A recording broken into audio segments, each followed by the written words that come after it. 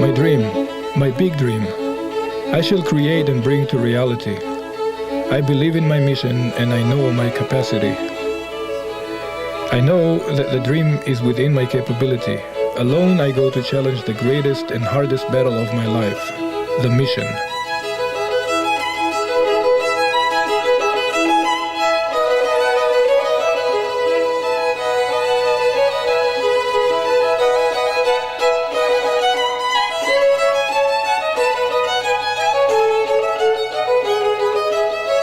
One view of the world is that people are subject to fate and that certain events are simply meant to be.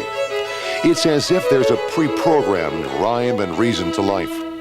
Artist Dooby Arie believes his life and creations were predestined. I believe that the divine led me in my way, my fate and my mission, and that these were etched in my soul before my birth. This is a portrait of an artist whose life is enormously complex. However, the life fits together in a striking, if not compelling, fusion of events. The same could be said of his masterpiece composition, The Mission, Under the Wing of God and the Shadow of Amalek. For in this case, art imitates man. To understand this fusion is to go back to 1939. The scene is Warsaw, Poland, and 4-week-old Dooby Arie is in his mother's arms. His older brother holds his mother's hand. The family wanders the European countryside to escape the German army.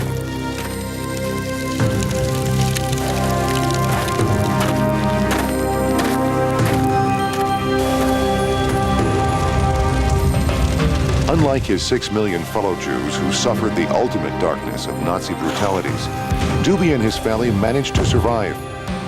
But when they returned to Warsaw, they found their family, friends, and home obliterated.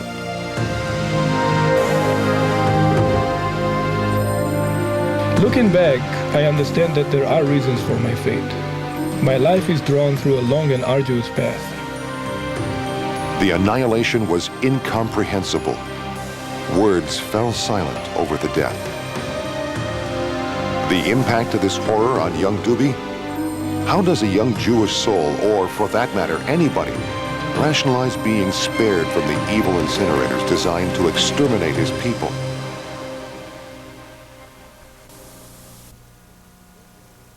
I believe with all my heart that my destiny was guided and continues to be guided by the power above, towards the greatest and most important challenge of my life, the implementation of this creation. When I succeed in this holy mission, I will know that there was a purpose for my life. I will know that the tests which I have faced were the preparation for this destined purpose. After the war, Poland was merely the skeleton and ashes of what had once been a major center of Jewish civilization. The world as they had known it lost, the family took shelter in an Austrian refugee camp. The impressions of a shattered world made their mark, and Dooby began to sketch.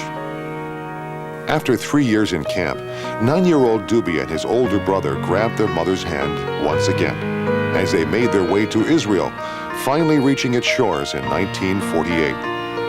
Just as images are woven onto the fabric of the artist's mind, so too are they woven into the tapestry of his creation.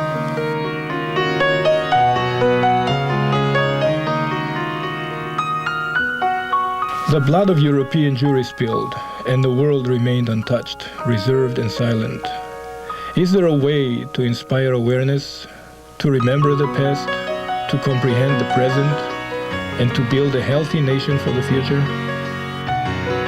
The young boy lived a struggle that most don't suffer in a lifetime and was forced to grow up fast under extraordinary circumstances. Even the return to the promised land would not change the fate the young boy endured. In 1951, just 3 years after arriving in Israel, Dooby's mother died, only 36 years old. He was left an orphan at the age of 12. I have no doubt that a divine hand led my fate, and that fate strengthened my mother's wings to protect and save myself and my brother from certain death. Who told mother to escape? From where did a young woman of 25 muster the strength and courage to leave a home and family? Ever the survivor, Dooby found a new home and lifestyle on a kibbutz, a collective settlement in which society flourished and individuals excelled. Nestled in the Jordan Valley, the agricultural kibbutz Shar HaGolan thrived. Dubi worked hard, he farmed, and began to excel in art. It was on the kibbutz that he'd eventually meet his beloved Raya, his partner in life. His artistic gifts became apparent, and kibbutz officials saw to it that he received the best training anywhere. From survivor, to refugee, to kibbutznik, to soldier. In 1957, at the age of 18, Dubi began his military career, eventually becoming a distinguished soldier in Israel's elite paratroopers. Again and again, his life would be interrupted by the savagery of battle as he served in the Six-Day, Suez Canal, and Yom Kippur Wars. How could the experience not have affected him?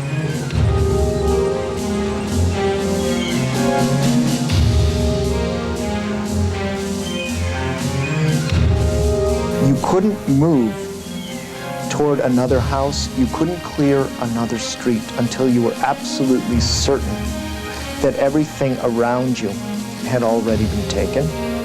It's extremely easy for a sniper to take up position on a roof, around a bend, on a street, in a doorway, even under a bed in a given room, and it's a particularly exhausting experience. Death is the environment of war. But Dubi endured, and the young paratrooper began to think there was a reason his life was spared. As there exists no comprehensible explanation for the survival of the Jewish nation, so too there is no comprehensible explanation for my own survival. Unseen, hidden powers from above led me to the greatest challenge of my life.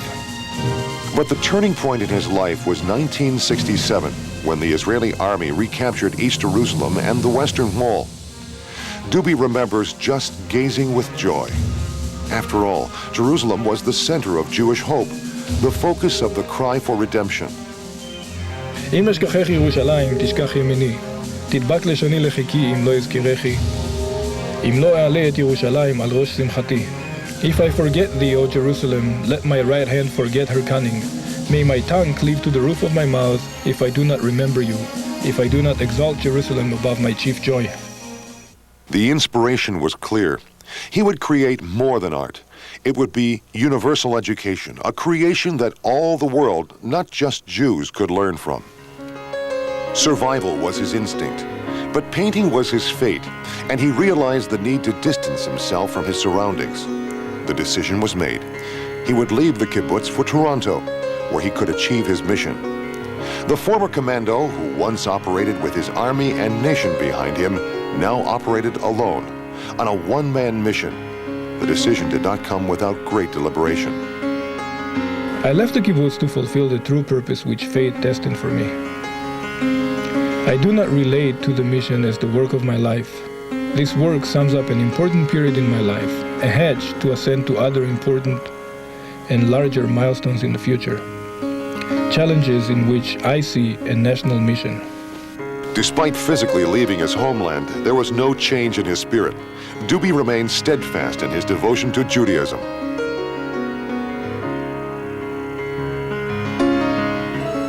From first to final brushstroke, the painting took 7 years. But there was more to it than the composition. There were additional years, exhaustive years of research and study. He started to struggle. He started to think. He started to develop.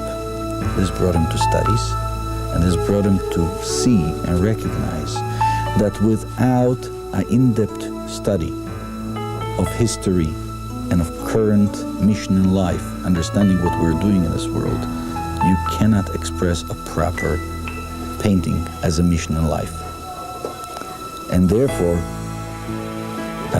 I know Dubi for the past almost 10 years, when Dubi started to come around, and every lesson he internalized, he lived with, he taught it over until it came to an expression in his painting. At first, there were only sketches. The research added vision. The vision became the composition.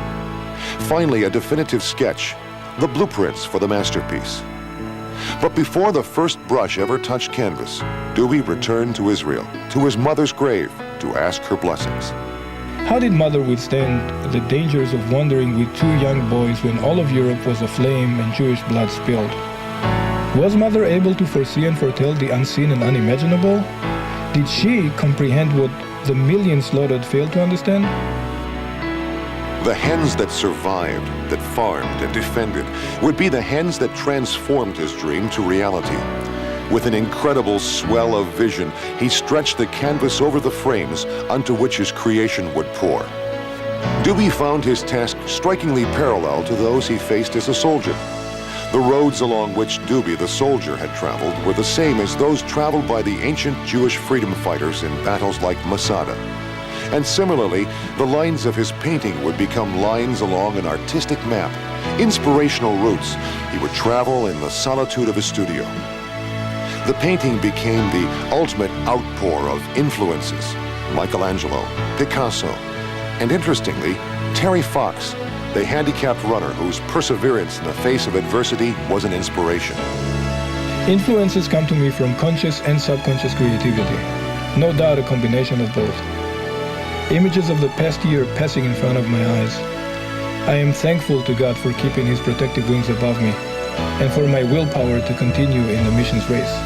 You know, painters work with both hands, and they work with the eye that's in the center of their head that comes from their heart. But more than that, in this particular work, what you're seeing is the work of a third hand. There is such an imbued spirituality to the piece that it's uplifting, and that has to come from someplace deep inside him or someplace outside of him. Like the life of the artist, the art does not unfold in a sequential line. Sections literally took weeks to dry, and the composition developed in a seeming splatter of logic as the artist moved from canvas position to position. And so the painting evolved over 7 years. But art, like life, doesn't stand still. As the creator changes over the years, so too does the creation. For example, layered beneath the outstretched hand of Moses are earlier versions of the composition. To uncover the layers would be to peel away the pages of a story of man and art. But imagination does not make one exempt from the daily struggles of life. Making ends meet, his wife Raya worked in a daycare center, plus raised their 2 sons and daughter, while Dubé toiled at his mission. I listened to an inner command to proceed, to continue, and not to come to a halt, not to go astray under any circumstances. Not to give in, not to give up. Books, brushes, not to give up my dream. And slowly the dream became a reality in form, composition, and color. I think the emotion that's expressed in this painting comes out in a very, very striking and powerful way. There's a saying that words from the heart enter the heart. I think Dubé put in so much heart into this painting that it comes through in a very powerful way. Well, if you look at the mission, Dubé will run you through the entire gamut of your emotions, from joy to pain to hate to love, just through color and structure, from one end of the piece to the other end. You know, we're going from 38 feet, we're seeing there's an intellectual story, but there's an emotional story, and the emotional story is more important. The emotional story is what makes it a great piece of art. We must, in order to prevent another Holocaust, learn the lessons of history. And what better way to learn history than through art? Dubé Airey's monumental painting, The Mission, Under the Wing of God and the Shadow of Amalek, spans 38 feet wide and 7 feet tall. Its history unfolds with God calling out to Abraham, patriarch of the Jewish nation. And I will make of thee a great nation, and I will bless thee, and make thy name great, and thou shalt be a blessing. And late in life, Abraham and Sarah give birth to Isaac. God puts Abraham to a supreme test of faith, foreshadowing what the Jewish nation would endure. Take now thy son, and offer him there for a burnt offering. Abraham, prepared to carry out God's will, is stopped by an angel. I will bless thee, the angel says, and multiply thy seed as the stars in heaven. And the Lord's promises to Abraham transcend generations, first to Isaac, and then Isaac ultimately blesses his son Jacob. The history of the Jewish nation is the history of many exiles, starting with Jacob's. Fearful of his brother Esau's vengeance, Jacob flees from his homeland. Alone on the banks of a stream, Jacob wrestles with an angel for a blessing in what foreshadows the struggle that Jews would endure for generations. Thy name shall be called no more Jacob, the angel proclaims, but Israel. But Israel, the nation, would become enslaved in Egypt, to where Joseph has been banished by his jealous brothers. Remarkably, Joseph becomes Pharaoh's chief advisor. Is it coincidence or fate that Joseph's brothers come to purchase grains from Pharaoh during a famine? It is perhaps the first interdependence of Israel and the diaspora. After 210 years of slavery, the Jewish nation is redeemed by God's miracles. Moses gathers the 12 tribes of Israel, leads them to freedom, and forges a nation in the desert. It is there where Israel confronts its eternal enemy, Amalek, for the first time. Accepting God's 10 commandments, the Jews set out for their promised land. The commandments branch from Moses' 7-point crown in a prophetic fusion of the creation of the world and the laws of God. A powerful image, the red symbolizes the burning bush from which God had spoken to Moses. The children of Israel are but mortal. In a vulnerable moment of doubt and weakness, they build the golden calf. Never in man's history have there been events of such miraculous dimension. The Jewish nation, approaching the promised land, accepts the challenge of a spiritual life in a material world. Unified, the tribes of Israel cross the River Jordan. The priests sound their horns, leading the nation into the promised land. But it isn't long before their resolve is put to the test. At Jericho, the first test, God intervenes for his people who miraculously are victorious. But the struggle seems never-ending, and Joshua leads his army for the cause. Jerusalem becomes the eye of the universe as Israel's spiritual and physical center. It is the seat of holiness, the home of the prophets and kings who lead the charge of the faith. After the reign of King Saul, the prophet Samuel crowns David. The Holy Temple, built by David's son Solomon, is destroyed by the Babylonians, and the Jews are led into captivity. Looming over the image is an eagle, the emblem of both Roman and Nazi regimes. The ominous symbol foretells the chilling future. In the spirit of Joshua, the resolve of the Jewish nation grows stronger. The heroic struggle of Samson epitomizes an unyielding fortitude. There is mystery in the perseverance of the Jewish nation. They refuse to assimilate the Greek culture imposed by King Antiochus, a manifestation of Amalek, who defiles the temple. Outraged, the military mastermind Judah Maccabee leads a courageous band of zealots against the mighty Greek army. With faith in God on their side, the Maccabees are victorious and rededicate the temple. Rising to power during Roman dominion is the savage Herod. Although Jewish resistance is fierce, the Romans eventually conquer the Second Temple. The only remaining stronghold is Masada, a high rocky fortress, symbolic of Israel's spiritual and physical strength. The resolve of the resistance fighters is enormous. When the Romans ultimately capture Masada, they find nearly 1,000 of the defenders have committed suicide, dying as free Jews, not Roman subjects. Although the Jewish nation is dispersed following the destruction of the First Temple, pilgrimages to its holy site continue faithfully. With the destruction of the Second Temple, however, the pilgrimages are doomed. The spiritual and physical struggle of the Jewish nation persists in spite of the mighty nations which rise up against it. The Jewish will to survive remains fierce. Yet so too does the spirit of the Amalek. This time, 1/3 of the Jewish people are starved, killed, or incinerated in Hitler's Holocaust. The 6 stones ascend in memory of the 6 million martyrs and in memoriam to historical events from Masada to the destruction of Beitar and to the wars of Israel in its historic land. Jews are said to be the first among nations to believe that hope is in the future, not the past. And so they keep faith, and the survivors of the Holocaust rise like the 4 winds from the prophet Ezekiel's vision of the Valley of Dry Bones. Jewish communities of Eastern Europe, existing in a sea of hatred, cling to their faith and heritage. And in fact, the artist, along with his mother and brother, are depicted fleeing the pogroms of Poland for the soil of the Promised Land. As if with a resilient and indomitable birthright, a new generation of Jews rises, unafraid to physically battle the Amalek. What made me into a Zionist, once remarked Theodor Herzl, the visionary of a yet-to-be-envisioned Jewish homeland, was the Dreyfus case. Up to that time, most of us had believed that the solution of the Jewish question was to be expected from the gradual progress of mankind toward tolerance. But if an otherwise progressive, surely highly civilized people could come to such a pass, what was there to be expected from other people? Indeed, Israel's flag rises from the dead as Hitler's flag comes down.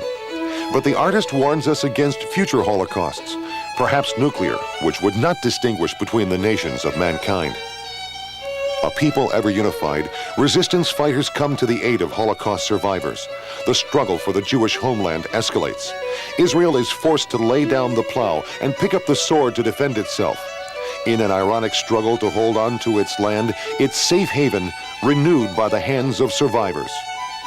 Liberating the Western Wall and Temple Mount, Israeli paratroopers enter through the Lion's Gate in the 1967 battle for Jerusalem during the Six-Day War. It is the beginning of yet another physical liberation of the nation of Israel. But in anticipation of a spiritual redemption, the gate of mercy, through which it is said the Messiah will enter, remains blocked. And the divine spirit returns to the eternal temple, rededicated with the menorah and the Ark of the Covenant, the holy symbols lost at the time of the destruction of both temples. King David, from whose seed the Messiah will be born, returns. And revealing the connection of the spiritual and material, Jacob's ladder heralds an era the world has never known. The prophet Elijah descends in a fiery chariot, and in its flaming wake a reminder of goodness and deeds to be done. For it is time for mankind to prepare for the arrival of the Messiah. With the vision of redemption and the gathering of the exiled, the tribes of Israel reunite in Zion, fulfilling the blessing of Jacob.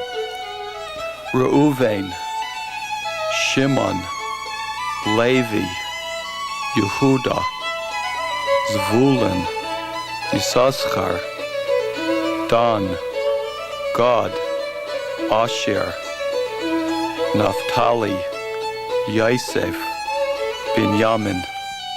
The 10 Commandments, the 10 Sfirot, Keter, crown, Chachma, wisdom, Bina, understanding, Chesed, kindness, Gevura, severity, Tiferet, mercy, Netzach, victory, Chod, splendor, Yusod, foundation, Malchut, kingship.